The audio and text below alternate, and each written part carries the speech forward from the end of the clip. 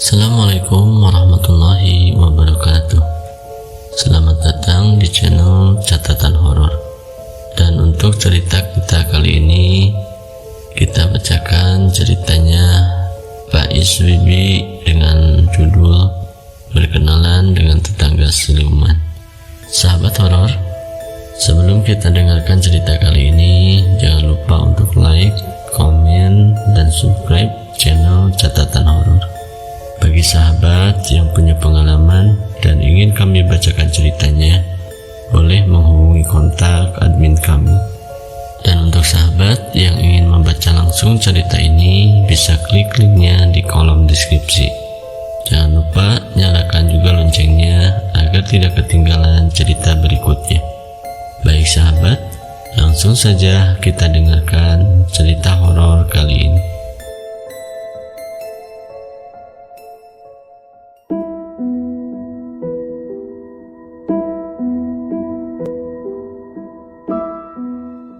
Berkenalan dengan tetangga siluman. Setiap sore aku sendirian di rumah.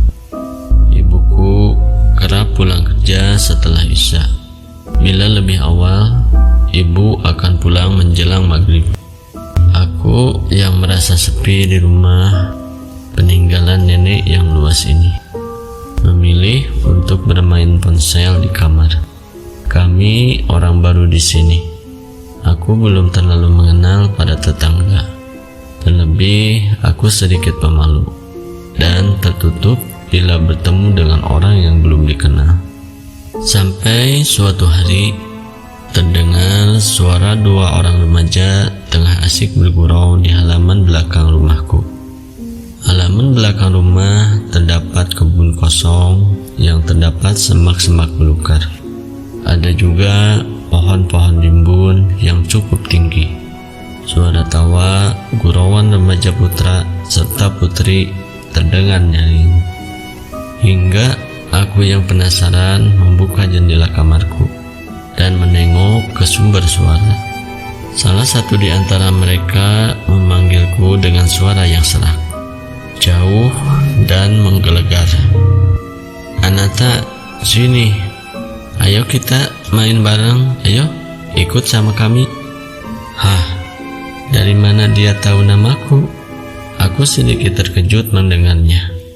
"Ayo ikut sama kita, daripada kamu sendirian di rumah. Aku tahu kamu kesepian. Ayo ikut ke rumahku, di sini banyak teman." Tiba-tiba gadis berambut ombak yang semula terlihat mengobrol di halaman belakang itu, tiba-tiba dia ada di kamarku, hingga membuatku terkejut dan terbelalak. Ya, mungkin dia menembus dinding hingga bisa berada di dalam kamarku secepat ini. Aku menggeleng pelan dan mencoba menolaknya dengan cara yang halus. Namun, gadis itu tiba-tiba menarik tanganku begitu saja, hingga aku tak bisa lagi mengelak dan terpaksa mengikuti langkahnya. "Kita mau kemana?"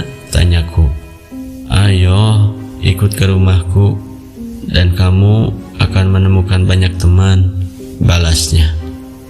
Saat tangannya menggenggam erat jemariku, tanpa melangkah, dalam sekejap mata aku dan gadis itu tiba-tiba berada di sebuah tempat yang serupa taman bunga indah. "Aku tahu kamu enggak punya teman. Aku tahu kamu kesepian, dan aku tahu hidupmu penuh tekanan. Ayo ikutlah bersamaku.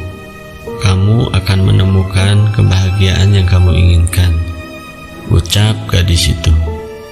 "Aku nggak kenal kamu, tapi kenapa kamu tiba-tiba bisa mengajakku ke sini? Kamu siapa?" tanyaku. "Aku Nilam. Ini Gentala, temanku," jawab gadis bermata besar itu sembari memperkenalkan pemuda di sebelahnya. "Jujur, baru kali ini ada orang yang mau berteman denganku. Selama di sekolah, aku tidak punya teman dan kerap dibully, hingga dikunci di dalam kamar mandi. Saat di rumah, ingin kuceritakan keluh kesahku, tapi Tapi ibuku tidak pernah peduli.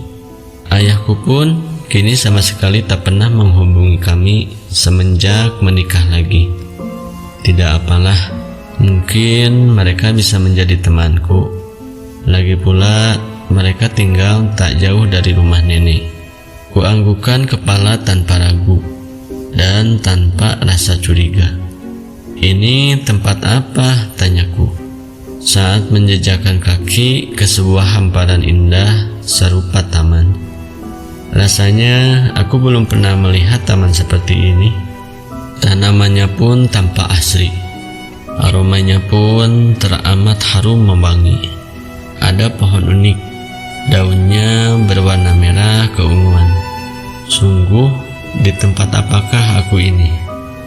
Tadi saat di rumah, aku melihat langit hampir menggelap, hendak berganti malam. Kenapa tiba-tiba sekarang di sini hari tiba-tiba jadi cerah? Aneh sekali. Nila memberiku sebuah gelas kaf seperti es teh, tapi tehnya agak kemerahan. Dan kebetulan aku cukup haus. Tanpa rasa curiga, lekas ku minum saja. Pertemuan pertama kami sangat berkesan. Aku, Nilam, dan Genta berjalan-jalan menyusuri taman indah ini. Dan kami bertiga pun naik di perahu indah, menyusuri danau yang airnya teramat jernih. Genta yang mendayung.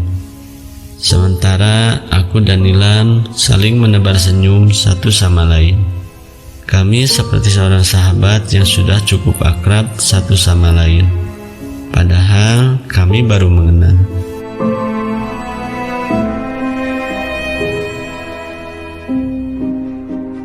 Gentala menepikan perahu. Di tepian danau ada sebuah kedai kecil yang sederhana. Nilam mengajakku untuk singgah dan mencicipi makanan di sana. Nilam memesan 3 porsi mie goreng serta 3 gelas minuman. Lagi-lagi es tehnya berwarna kemerahan. Rasanya benar-benar segar melegakan tenggorokan.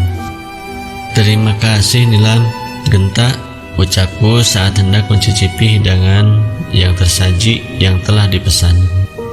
Jangan dimakan, jangan makan itu Ananta, bentak seorang pria berwajah mengerikan, datang berlari ke arahku.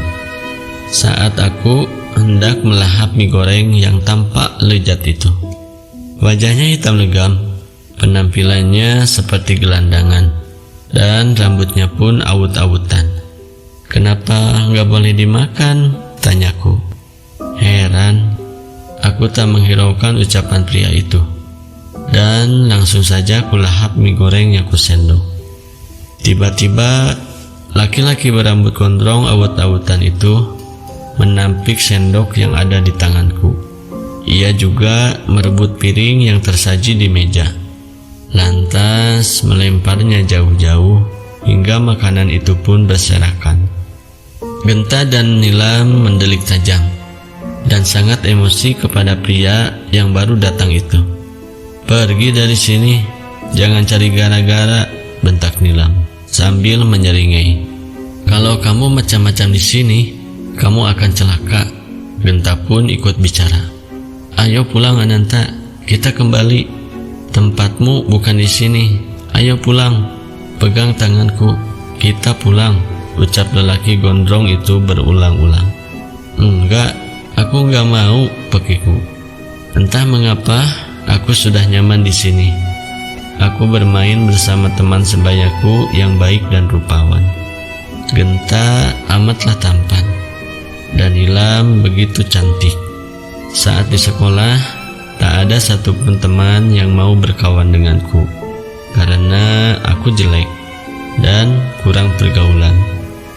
Genta mencengkram erat lengan lelaki seram itu, hingga tangan lelaki itu pun berasap. Pergi, jangan cari mati di sini, teriak Genta.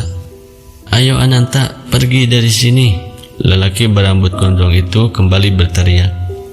Kugelengkan kepala menolak. Laki-laki berambut gondrong itu mengucapkan sebuah mantra, entah yang tak bisa kudengar dengan jelas. Mulutnya komat kamit dan terus merapalkan sesuatu. Nilam mencekik leher lelaki itu. Namun lelaki itu tak gentar sama sekali. "Pergi atau kamu akan mati di sini. Pergi, jangan ganggu kami," Genta berteriak dan mulai memukul laki-laki itu secara membabi buta. Genta menendang, ikut mencekik, bahkan mengepalkan tangan dan mendaratkannya ke pipi pria gondrong berwajah seram itu. Aku mencoba melerai mereka, namun Nilam malah mendorongku hingga tersungkur ke lantai. "Cukup, jangan bertengkar," teriakku. Tenggorokanku terasa benar-benar panas dan serak. Nilam dan Genta masih terus memukuli laki-laki gondrong itu tanpa ampun. Tak lama kemudian, wajah Nilam berubah menjadi gelap dan bersisik seperti ular. Perlahan tubuhnya pun ikut menghitam bersisik. Wajah Genta tiba-tiba berubah menjadi berbulu lebat hitam. Tangan dan kakinya pun kini dipenuhi bulu lebat dan hitam.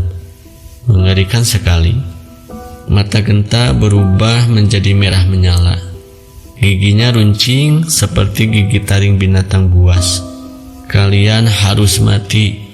Tangan Nilam yang berkuku panjang hitam meruncing itu kini mencekik leherku.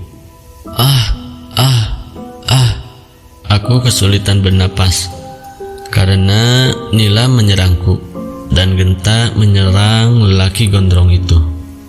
Laki-laki gondrong itu bertarung dengan Genta hingga Genta pun tersungkur. Dia mencoba menolongku yang diserang oleh Nilam. "Genggam tanganku, Ananta. Ayo pergi." Laki-laki gondrong yang tubuhnya sudah lemah terseok-seok itu mencoba membantuku bangkit. Kali ini aku bersedia ikut dengannya. Kuanggukan kepala dan meraih tangannya. Saat aku menyentuhnya, sekujur tubuhku terasa panas sekali. "Panas, tolong, panas." Tiba-tiba mataku mengerjap dan kulihat sekeliling. Ternyata aku berada di dalam kamarku sendiri. Di sini ada ibuku yang menangisiku. Ada juga seorang pria berbaju koko putih serta mengenakan peci berada di sini. Aku masih bingung, kenapa aku bisa tiba-tiba berada di sini, padahal kami tadi ada di taman. "Nak, alhamdulillah, kamu udah sadar, Nak." Ibuku yang tak henti menangis tiba-tiba memeluk erat. Ku coba melepaskan pelukan ibu, sebab perutku terasa mual, seolah-olah diaduk-aduk ingin memuntahkan seisi lambung. Ku muntahkan isi perutku. Betapa terkejutnya aku dan orang-orang yang ada di sini melihat apa yang kumuntahkan. Aku memuntahkan darah dan cacing yang masih menggeliat-geliat. "Itu tadi adalah makanan yang kamu makan di sana, Ananta. Tadi aku melarangmu makan," ucap Pak Ustadz. Saya kenapa, Pak Ustadz?" tanyaku terheran-heran. Tubuhku benar-benar lemas tanpa berdaya. "Aku adalah orang gelandangan berambut gondrong tadi, Ananta. Mereka yang mengajakmu jalan-jalan adalah jin siluman." "Astagfirullahaladzim," ibuku menangis terisak-isak. "Ada 2 jin yang mengajakmu bermain ke alam mereka. Yang satu menyerupai kucing hitam, yang satu menyerupai ular hitam." Pak Ustadz serta ibu bercerita jika aku telah tertidur pulas selama 3 hari dan terus menggigau. Aku tertidur menjelang maghrib sendirian di rumah. Pak Ustadz pun melarangku melamun sendirian karena pikiran yang stres dan kosong akan rawan dirasuki oleh makhluk halus.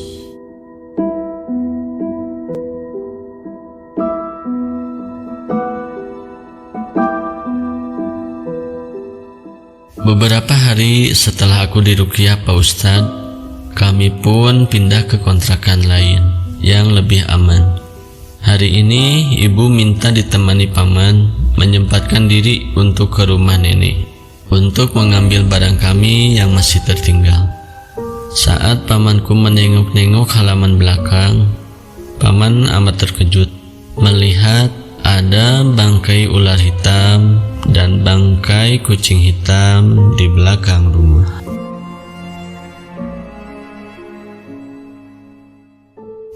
Sekian sahabat horor untuk cerita kita kali ini. Semoga ada pelajaran yang bisa kita ambil dari cerita ini. Terima kasih sudah mendengarkan catatan horor. Sampai bertemu lagi di cerita berikutnya. Wassalamualaikum warahmatullahi wabarakatuh.